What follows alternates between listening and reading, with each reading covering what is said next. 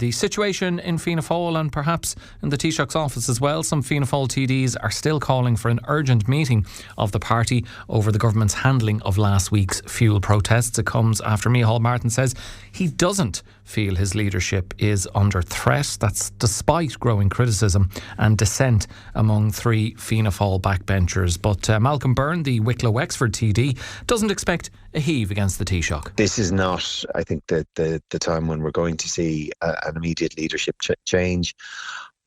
I don't think that there will be any confidence motion unless somebody is willing to put up their hand and say that they are willing to challenge Micheál Martin. And that individual has to be able to articulate their vision for the country.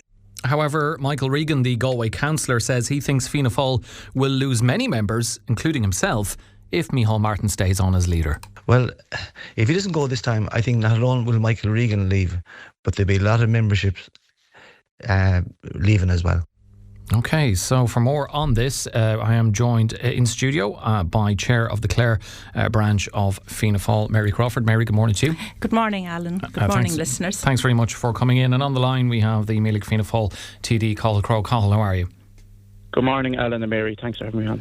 I suppose the question is, how good a morning is it? Well, from a weather point of view, it's yet another terrible morning. But what about within your own party and the wider country? Cathal, I'll come to you first. I mean, there's clear unrest within Fianna Fáil right now. We've had the younger TDs, James O'Connor, Ryan O'Mara and Albert Dolan, criticising the party's direction. How serious is this moment, both for your party, but also for your leader, or do we say leader for now, Micheál Martin, or is the risk, the challenge, potential challenge to his leadership real or being overstated?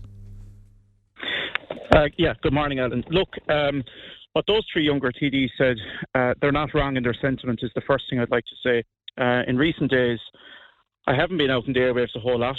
I haven't said much in national media, but I have an accountability to the public in Clare, and I'm on Clare FM this morning because, like those younger TDs and older members in the party, I'm not too happy. It's not, and they actually said something very important. I think this is important to reflect on too.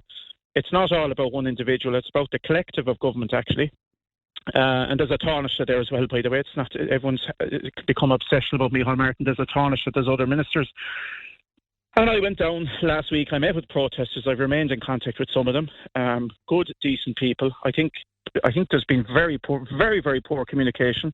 I think people here feel let down. I think communication has been exceptionally poor. And I joined the Fianna Fáil party that always stood up for the ordinary person, was outspoken, was close to its people. And that's the party I've always tried to represent. In good days and in bad, I've gone out there. I haven't recoiled. I've been out there meeting people.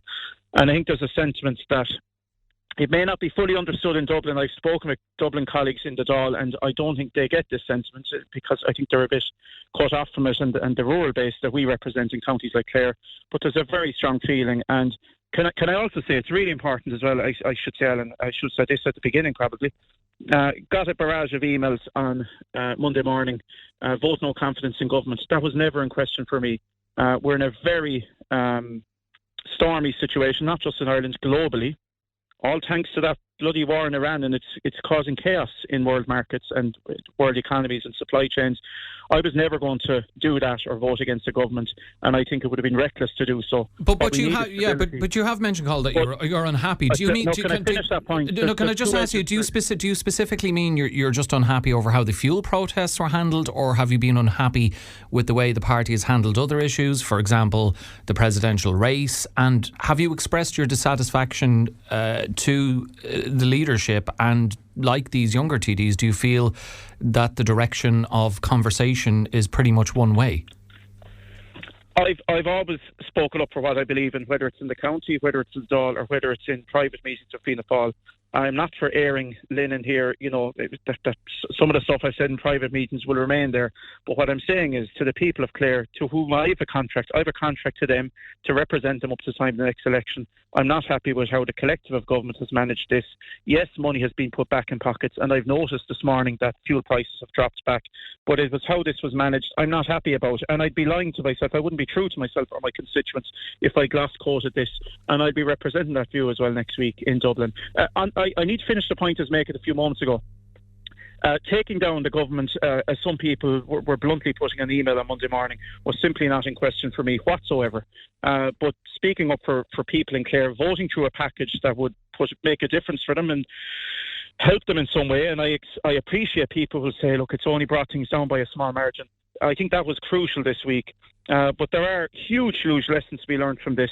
And this idea of we don't talk to certain people, that doesn't wash for me whatsoever. I can tell you back in the dark old days, and I wasn't in politics then, I was too young to be involved, but Fianna Fáil were able in the dark days to go over the border. They even met Balaclava men at times to calm situations. I can think of situations in our county in recent years where incomparable with the protests, but there were pretty hot situations in the county different times, and people went in, ministers went in and met them, and I think that we could have handled this a whole lot better, and I think we sidelined and ignored a whole cohort of our population. Okay, so you're expressing a similar view to others as to how your party handled this situation. Let's bring Mary Crawford in. Mary, I mean, from a grassroots level here in Clare, you know, what are members telling you about the direction of Fianna Fáil and like James O'Connor, Ryan O'Mara and Albert Dolan? Are local members expressing frustration similar to them, or are you hearing anything any different? I would say, Alan, I'm hearing a mix of what people are thinking on the ground. But I suppose the question has been for some time, is there a disconnect entirely between the people on the ground, the grassroots, and we'll say the higher echelons of the party? And is there a way at all that anything has been feeding back or up or down, you know? So from my perspective, when I took over as the Cathaoirleach of Fianna Fáil, I said here on this programme that what I was going to do last November with my officer board was that we as an officer board were going to start at the very grassroots to reach out to the people who felt disenfranchised, who weren't engaged with the party. So I suppose as we speak, that is what has been happening. So we have, at this juncture, really a good feel for what's happening at grassroots. We have reconstructed the party from the Corla Counter level up. AGMs have taken place, meetings are taking place on a regular basis, and then we are reaching out to individual members because they weren't able to access material at Fianna Fáil headquarters for one reason or another, mainly because there is a box when you pay your money. There's a little box that you have to tick if you want to receive text, you know, the standard thing. Yeah. And many people may have forgotten to tick the box. So all that stuff had to be corrected and is being corrected at the moment. But is that going to improve, you know, the connection between the higher echelons of the party, the Taoiseach and the rungs of the ladder just below him, and, you know, grassroots party members, or are they still going to feel like they're not being listened to by the leadership? Well, it certainly will be 100% better than where we were at, say, 5 or 8 years ago, when there was a complete disconnect, I would say, or almost, you know, that meetings were very, very infrequent. So it will. And I have found that every meeting I have attended, and I've attended meetings right around the county, local county councillors have been in attendance at those meetings, and TDs when and where it was possible for them to attend. Obviously, we cannot expect people who are working full-time up in Dublin or out of the country, like Timmy, to be available for every single meeting. That is impossible. But we have to hear what the people on the ground are saying. And that is fed back in different ways, either through the councillors, or the councillors may raise issues, through the TDs or to the relevant government ministers, and you expect a response. There was a time that you would be half afraid that you mightn't get a response, but I think there is that sense of accountability increasingly.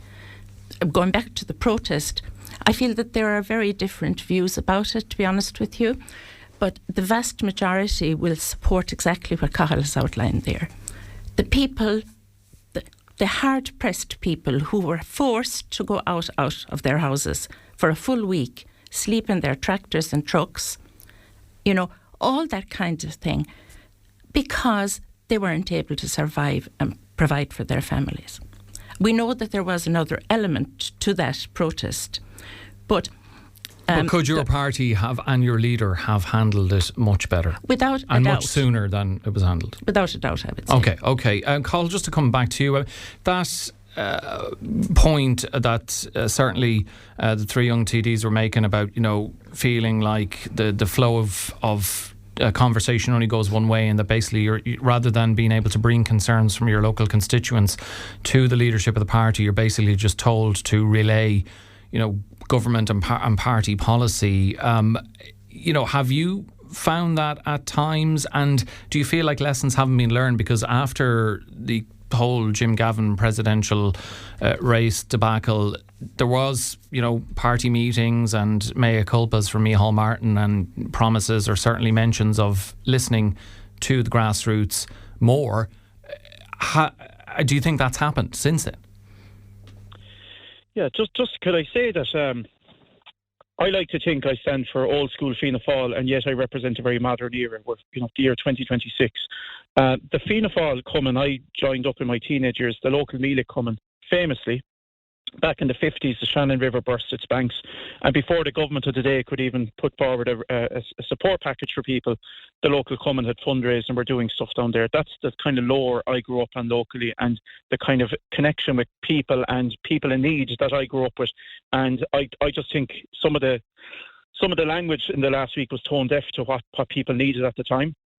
And sorry, I need to reiterate this. We've become obsessional about Micheál Martin. There's also Simon Harris, but you'll have to get Joe Cooney or someone on to talk with him. There's a collective in government. It's a coalition government, and we need to remind ourselves of this.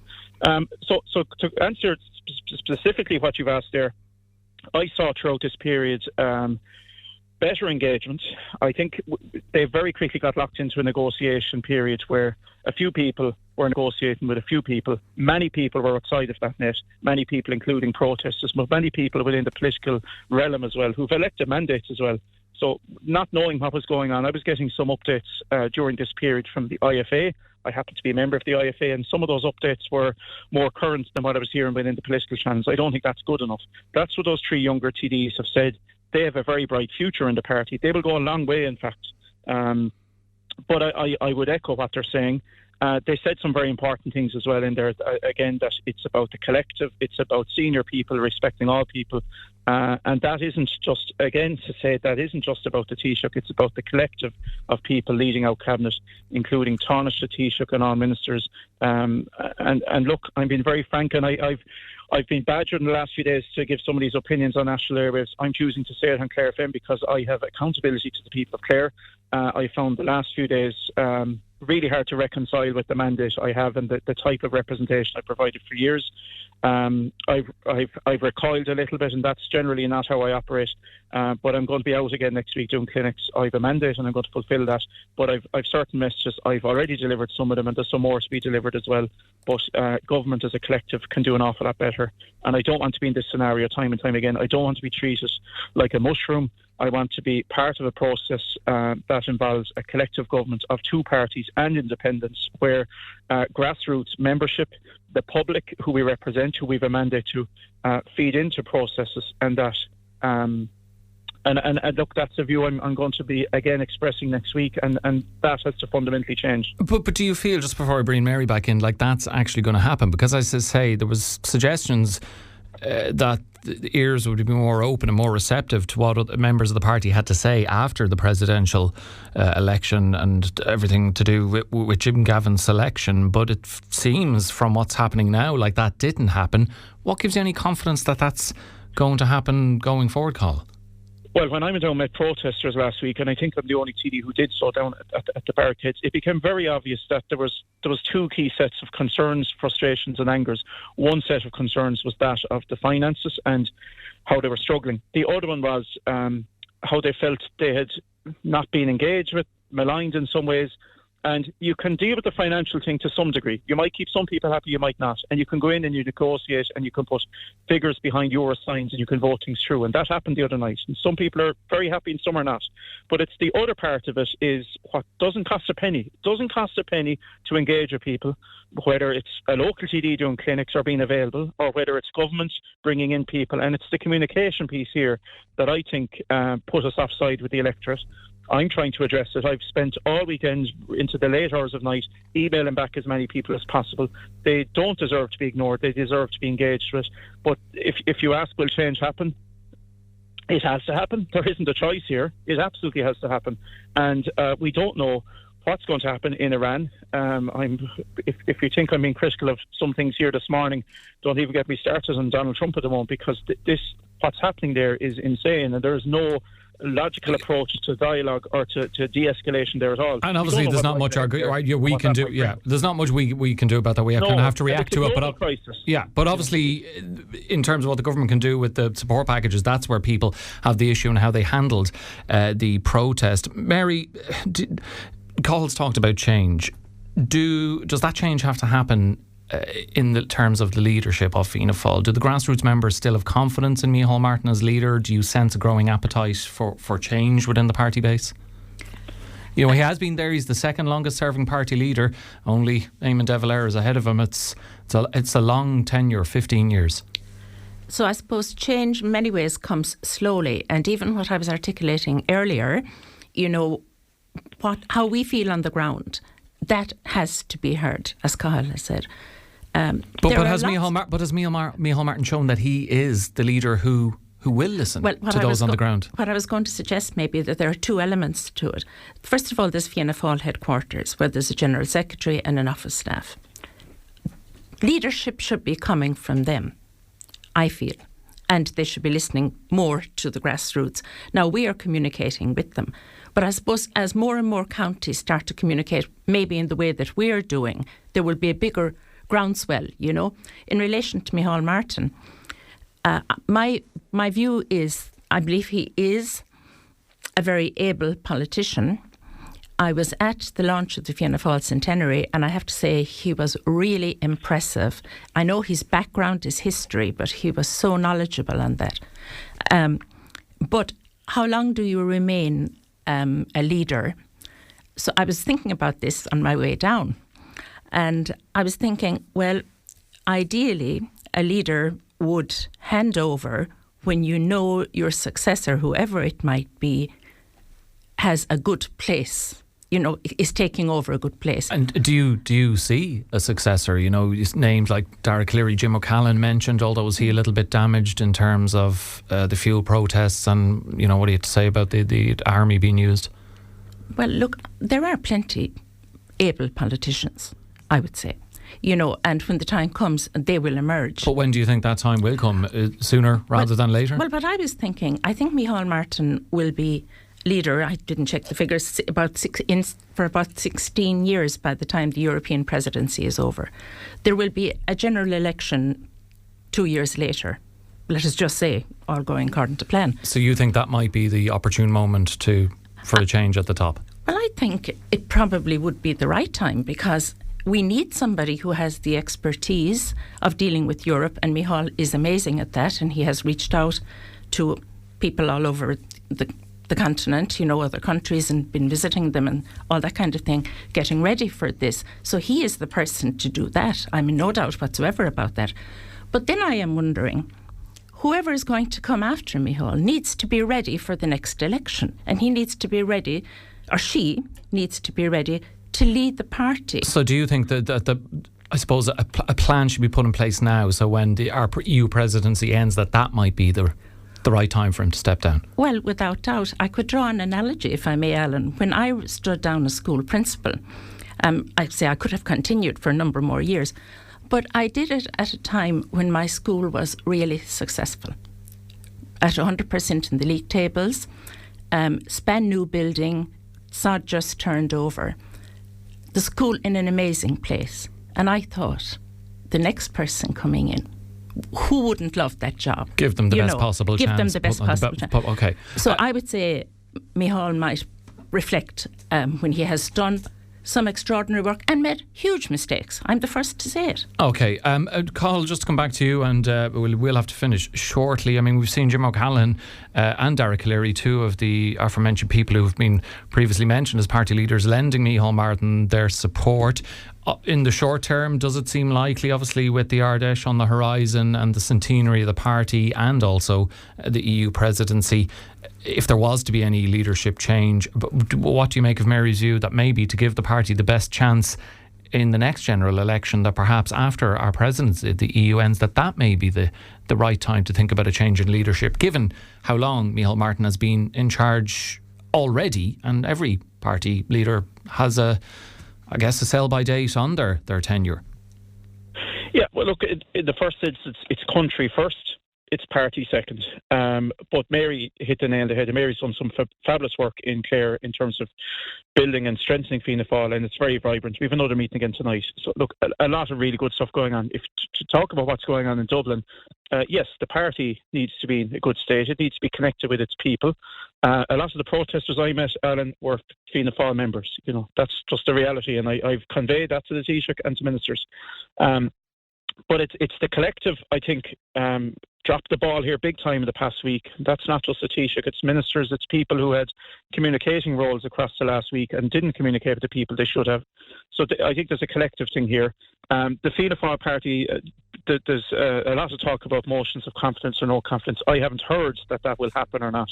But what I'm doing on air this morning is being very frank with constituents, and I will be out there again. And look, there's an awful lot that can be done here in terms of rebuilding. I don't know where this crisis is going to end up, and we may need to go back again with further supports. I hope you will put some of the questions this morning that Mary and I have had to answer to Joe Cooney next morning, because it is a partnership government, and we get that, and of course next time Joe's on, don't worry, we will put those questions to him. I'm not going to get into too much of Simon Harris, but he does have roles here as well. He does, but I guess what we're speaking of, because obviously it follows on from what was solely the situation with your party and Jean Gavin as well, and it just feels like, I guess, another scenario.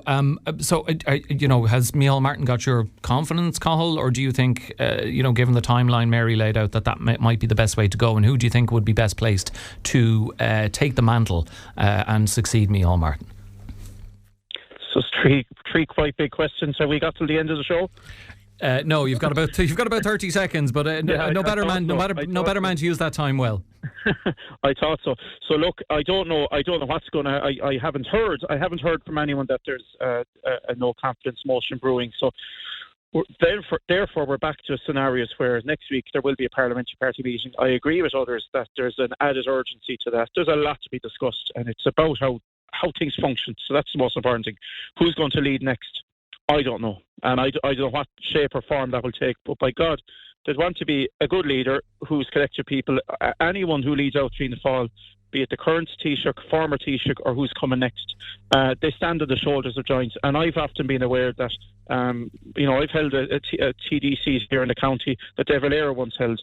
They had to take much bigger decisions than we had. They were in real wartime on the home front, not a war happening 2,000 miles away. They had to take some massive decisions to stabilise our country, to rebuild our country, and to stand by its people. And I don't take those pressures lightly, and I think government needs to be cognizant of that in times of crisis. You connect better with your people and you don't disengage. Okay, we do have to leave it there. So much more we could get into. As Carl said, we could be talking about this until the end of the show, but we will continue to read out your thoughts and views on this throughout the rest of the show. My thanks to Cathal Crowe and Mary Crawford for joining us.